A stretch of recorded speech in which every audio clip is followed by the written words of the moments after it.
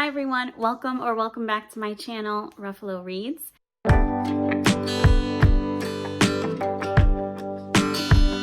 I have a little bit of, a negative connotation type video. It's the 10 worst books that I read in 2022. So I just want to first preface this by saying that if there's any books I talk about today that you loved this year or that you really enjoyed or don't agree with me on, I'm really happy for you. That's amazing.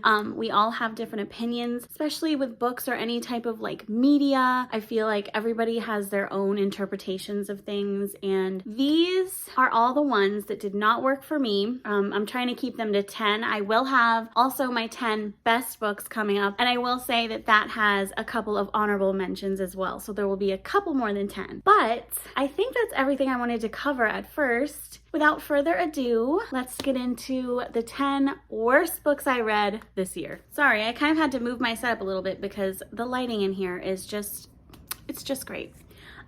Anyways, let's jump into the 10 books that I won't say hate, but that I did not click with this year. And the first up on that list that I want to talk about, and this is not going in chronological order or from when I read it to now, it's just, I'm bopping around. I have 2 of them physically, so I just want to say for that, I'm pretty proud of myself. I'm glad that I don't own these books that I really don't like. So the ones that I do have, My Killer Vacation by Tessa Bailey. This one was an absolute cover buy. I do like this author sometimes. She's hit or miss for me.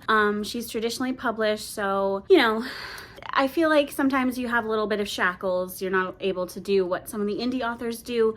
But for this one, it just was obviously it's adorable, right? I tabbed some parts, but the parts that I tabbed are really corny parts that I didn't like, parts that just stood out to me in not a good way, which, that's not what you want. Okay, so with this, she is trying to merge a silly, sweet, spicy rom-com with a murder mystery, and that sounds right up my alley because I enjoy mystery thrillers and I enjoy romance. So I'm ooh, let's merge the two and see what we get. That sounds really cute. Also, love a guy with tattoos. So it's between this really weird, I want to say she's a kindergarten teacher. I'm not going to spend my whole day searching. I think she's a kindergarten teacher or some type of teacher, and he is a bounty hunter. Her relationship with her brother in this is something that I couldn't get over. It was the weirdest shit ever. And listen, I have brothers and sisters. I love my brothers and sisters. Do I relate to this and how she acted with her brother?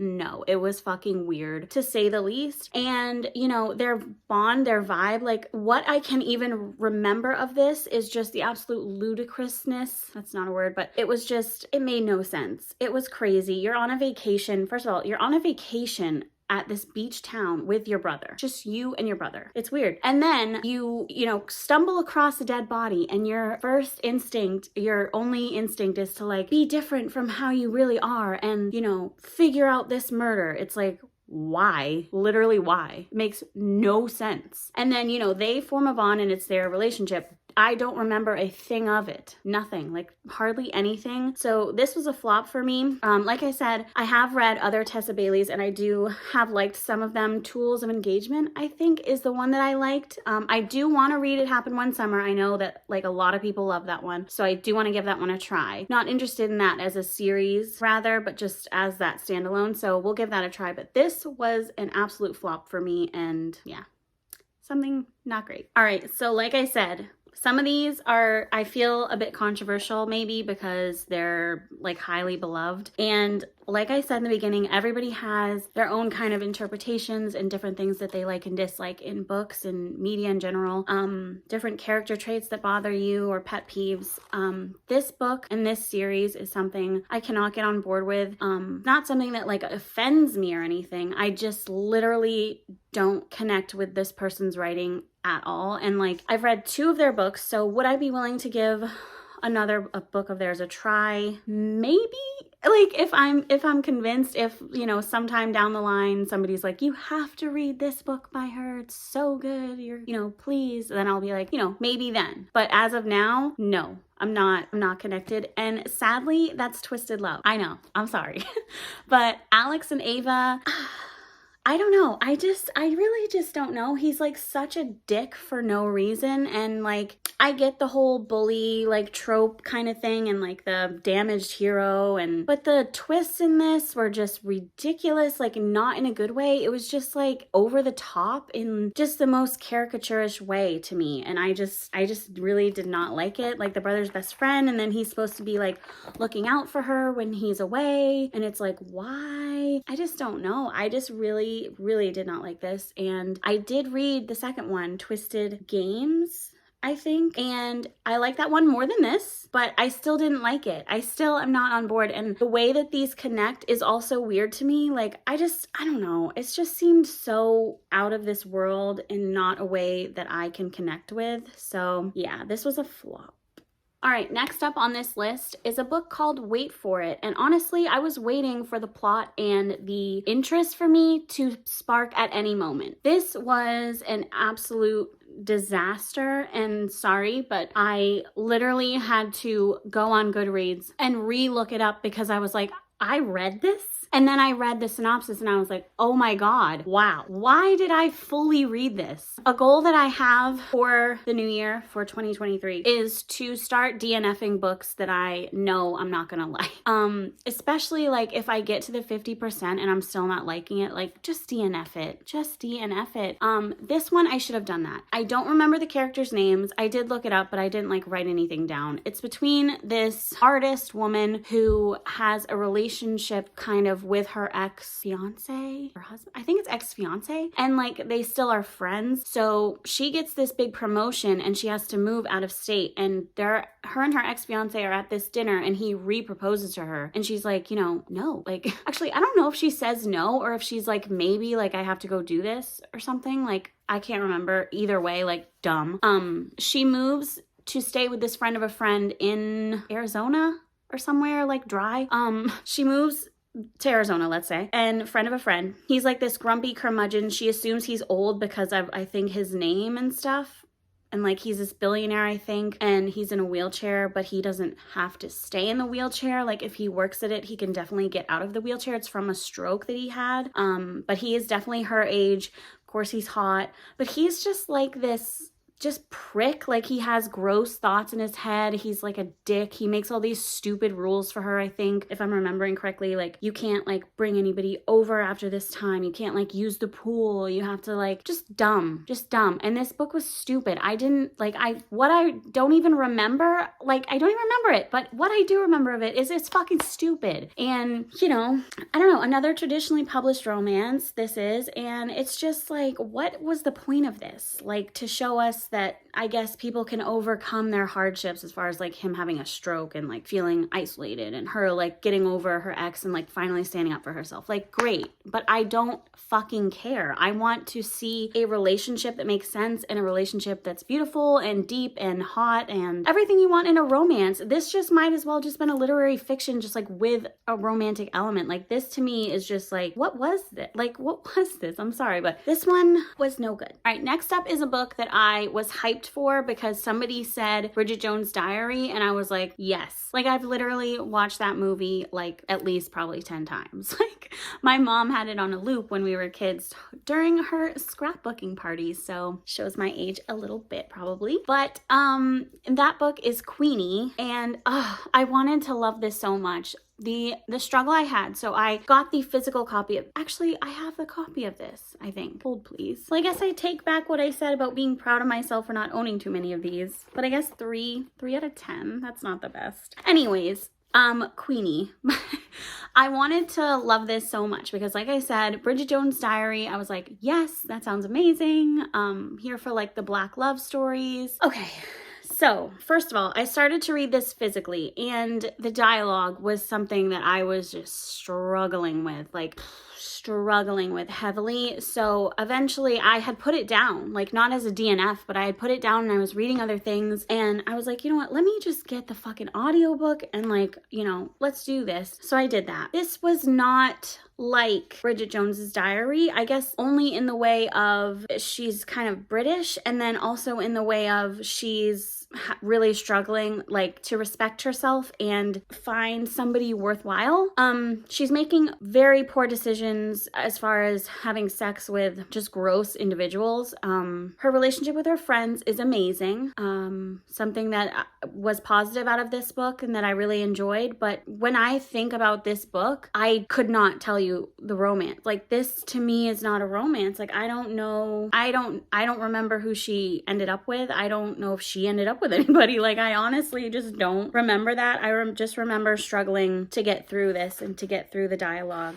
I remember feeling, really sad for Queenie, just for the situation she was kind of putting herself in and what she was allowing people to say to her and even do to her in a sense, but she was doing it to herself. So it was a hard one for me. I ended up rating it 3, and not every book on this list is gonna be like a 1 or 2 stars. Like, I don't even think I rated many books or any 1 star, but this, it just wasn't for me. And maybe it's probably for a lot of other people, but just for me, the way that it was pushed as like, Sex in the City, kind of Bridget Jones's Diary, I thought it was going to be like this super like hot, fun romance. And it was more like this woman's life and her struggles of respecting herself. And that's great, but that's not what I signed up for. I signed up for a romance, like a fun romance. And this was just like kind of depressing, kind of hard to understand at times, and forgettable, sadly. All right, and while we're on kind of forgettable and whatever romances, I just wanted to lump together these feminist novellas by Ali Hazelwood. These were okay. I think I rated these also like 3 stars across the board. But come on guys, these are like all just the same book with just different elements in place. I think my favorite one was Below Zero, and that one might be, might stand out a little more. But the other ones, it's just like, tiny girl, big buff guy. They both work in some kind of scientific field or NASA or at a professor. And, there's some kind of conflict. They all have like, a certain trope. There's a virgin hero. There's a fake dating. It just felt like lackluster. Like, it definitely was like a throwaway stories that probably she wouldn't have published had it not been for her kind of fame, I guess. And she was like, yeah, her publishers were like, yeah, go ahead and like just throw these out there, might as well. That's how it felt, and that's not me saying that because they're novellas. I think some people do feel that way about novellas probably in general, but I have read some amazing novellas where you can believe the chemistry and can see the character development between 2 characters, and these were just like, it just was the same story. Like I said, just spliced with different information. I don't know. They're whatever. Like, I'm not going to tell somebody to not read them. Like, they're not bad. They're not offensive. They're not a 1 star. But did they really like stand out and need to be published? And do I think people should run to read them? Like, no.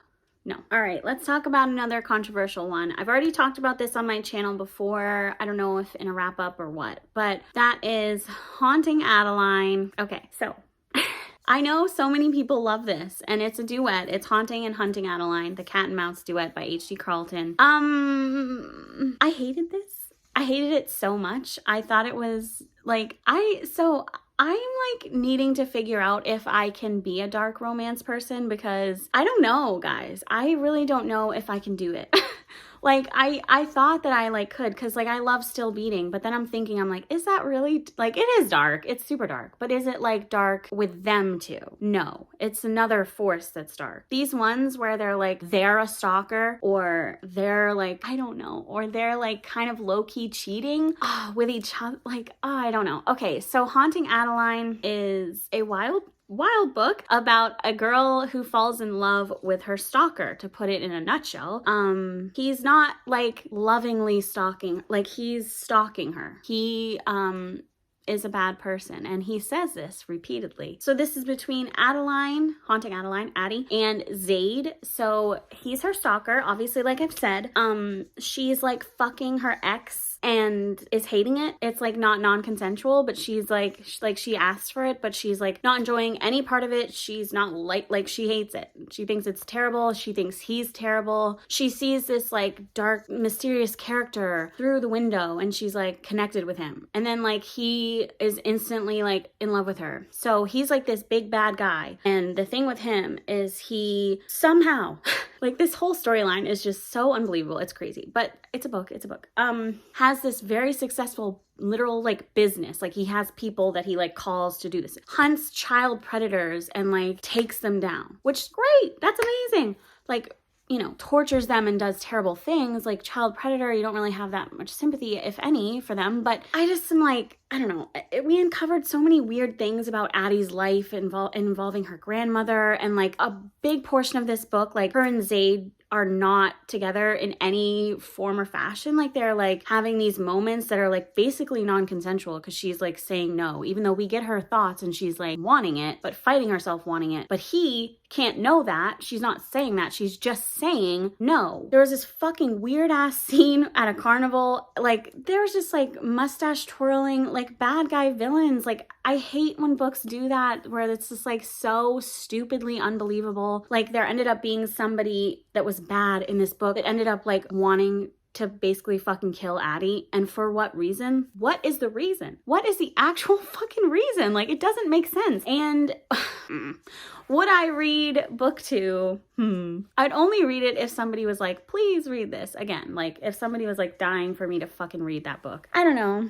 I need to figure out if I like dark romances, and if I do, what dark romances do I like? Because, and I think those are interesting like series and videos to watch. I know Kayla from Books and Lala does that a lot, where she's like, can I like, you know, let's just say historical books, and like has a whole TBR for it, and is like, okay, let's see. And she's like, this is what I like in them and this is what I don't like in them. Like I want to do that for myself to find out that for dark romance, because I started this year being like, yeah, I love dark romance. And I'm like, there's a few on this list that are definitely dark romances that I fucking hate. So I don't know. Anyways, those are my thoughts and my ramblings of Haunting Adeline. Okay, next is one I read a while ago, and this is a tricky one for me because while I don't remember everything about it, I did reread my review and kind of understand what I was thinking at the time. That's The Revenge Pact by Ilsa Madden Mills. So this one for me, first thing I want to say is it's a little forgettable.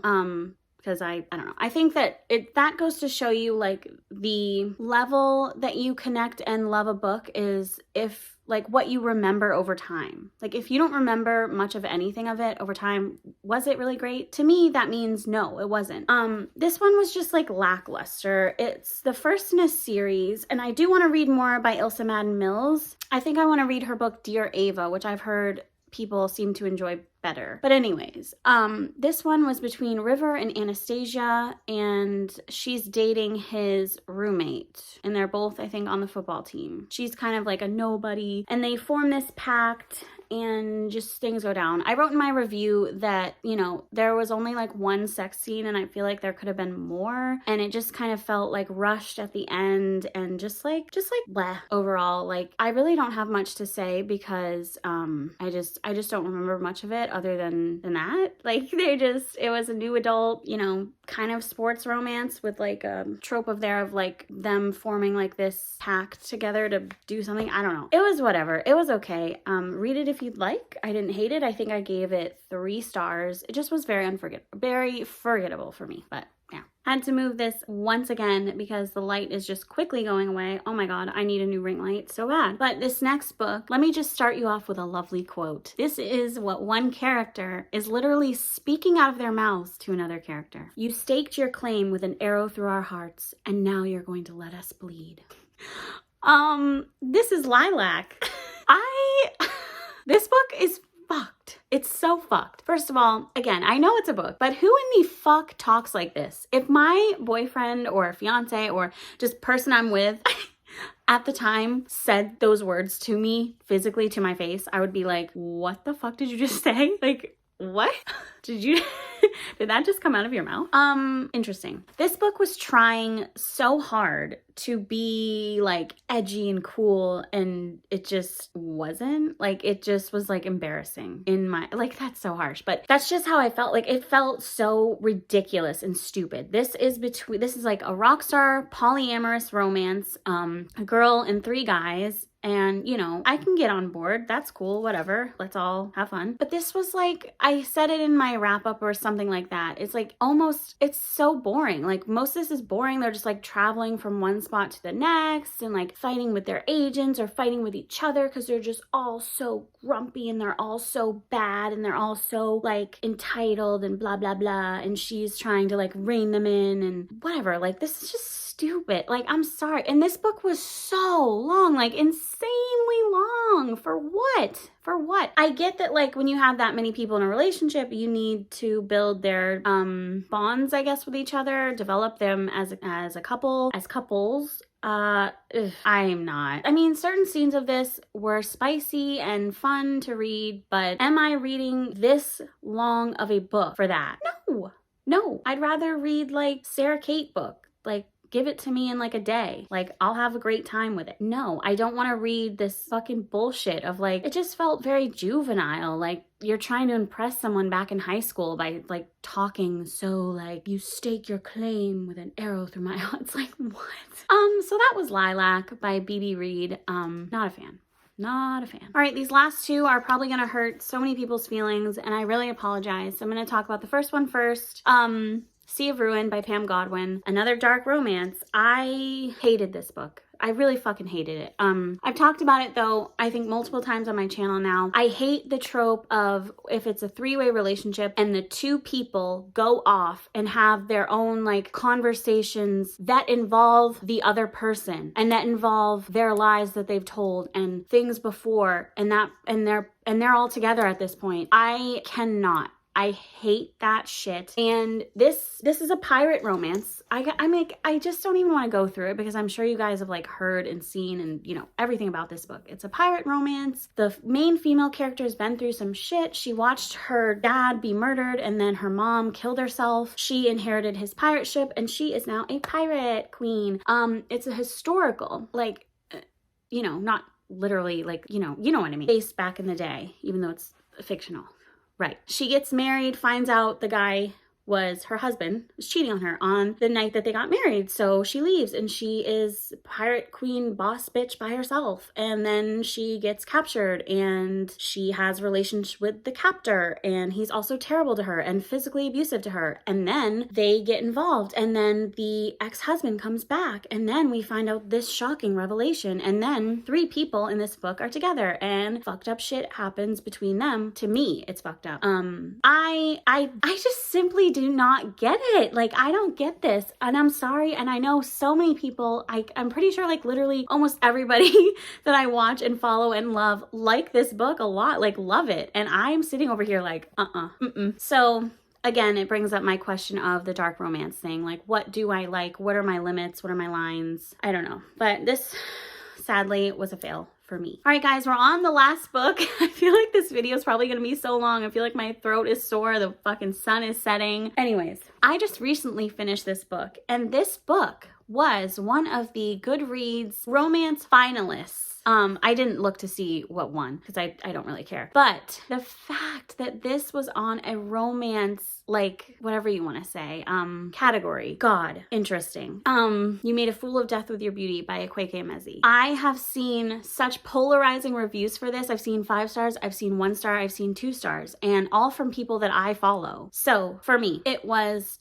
23% in, and I was like, I should DNF this. Did I? No. I said, let me get to 50% and then I'll DNF it if I'm still not liking it. I got to 50% and I still was not liking it. Did I DNF it? No, I continued it. So I'm not rating it on Goodreads because I don't feel like it's fair, but I'll just say right here that this book was horrible for me. It was a 2 star, if not a 1 star. This author, and this is what I want to say in my review, is that just because you're a skilled, beautiful author in general, a beautiful writer, and have an amazing craft doesn't necessarily mean that you can execute any genre in a way that makes sense, in a way that's satisfactory, in a way that elicits the feelings that that genre should give. This book to me was so confusing to be read as a romance. This book follows our main character, what's her name? Faye. I love her friend. Her and her friend have this crazy great bond, and her friend talks some sense into her. But she is dealing with the death of her husband, her late husband, and she's an artist. She runs into these guys at this club, and she starts hooking up with the one guy and forming just kind of a hookup relationship. They're not dating or anything. They kind of end things, and then the friend is like, hey, I'm really interested in you. And she's like, that's trashy or whatever. You should care about your friend. And okay, but he's like, no, let's just take it slow. I'm here. I recognize everything in you, and let's be friends first, and blah blah blah. And so that whole thing happens. They don't hook up, they don't kiss, they don't do anything. He invites her to go back to his home, where I don't know. It's across the world. So she's like, really, I don't want you to expect anything from me. I don't want a relationship with you, or I'm not ready for anything right now, blah, blah, blah. So they go. They do kiss and stuff over this time. She gets there, and his dad is this famous chef, and she is enamored with him. She's like, wow, I love him. He's amazing. I can't stop thinking about him. I think about him when I'm alone with myself. I need to stop doing that. And her friend's like, yeah, you do need to stop doing that. You're there with his son. Her and the dad do end up together. And the thing about this is I like a boyfriend's dad romance, right? I like a brother's best friend. I like a ex-boyfriend's dad. I'm on board for that. This just fucking didn't make any sense. It didn't make any sense. Can somebody please explain this to me? It did not make any sense. It was wild. It was so wild. And not in a good way. The writing is beautiful, right? But this is a romance. You're trying to write a boyfriend's kind of dad romance, and it's the most flowery, writing that's for what? Literally for what? And then the way that the guy that she was pseudo with, the dad's son, reacts when he finds out is disgusting. And he is mentally abusive. And then, she's actually scared of the way that he's acting, because he's throwing her clothes and saying get the fuck out, I brought you here, and blah blah blah. And I'm just sitting here this is the end of the book, and it was 50% in, and she still was not with anybody. This is supposed to be a romance, and I don't know what the fuck you're doing. You're just traveling around the globe with people that you just met, and then thinking that you're in love with this guy that you've known for literally a day because he's hot, and you guys shared a look, and yes, that does sound like some kind of romance, but when you're reading it, it does not feel it. It's not a romance. There's nothing romantic, maybe until the very, very end, and even then it's you've made everybody so upset. You've made this guy's kids hate him, and he's made them hate, and he's also just being leave if you want to leave, but I don't want you to leave. And it's who wants that? For a romance, what wish fulfillment is that? You are across the globe with somebody, and together deciding to pretty much, fuck this family up. The kids are mad. They're grown-ass people, but they're fucking mad. Their mom's dead. This is their dad. He hasn't dated anybody since. And you're coming in with the son, and then being with the dad, and then, you're messing up this bond and this relationship, which you can do. It's your life. You have to deal with it. But then the reaction from the dad is, yeah, you can leave. What? Why did you choose to even do this in the first place if your reaction is, yeah, you can leave? Obviously, it didn't mean that much to you if it's that easy to just be yeah, you can go. I'm sorry, no. This book was an absolute disaster for me as far as a romance goes. And I do know that people love this author's other book, which is not a romance, which I can probably understand 100% because they have beautiful, flowery writing and descriptions. Do I need that? Does anybody need that really for a romance that has no romance until past the 50% mark? I don't know. I don't. All right, guys. So that's it for all my thoughts, all my 10 worst books of 2022. I'll be coming to you soon with my 10 best books of 2022. So that one will be a lot more obviously positive and upbeat. So thank you so much for watching. I'm gonna go before this room is completely pitch black, and I'll see you next time. Bye guys.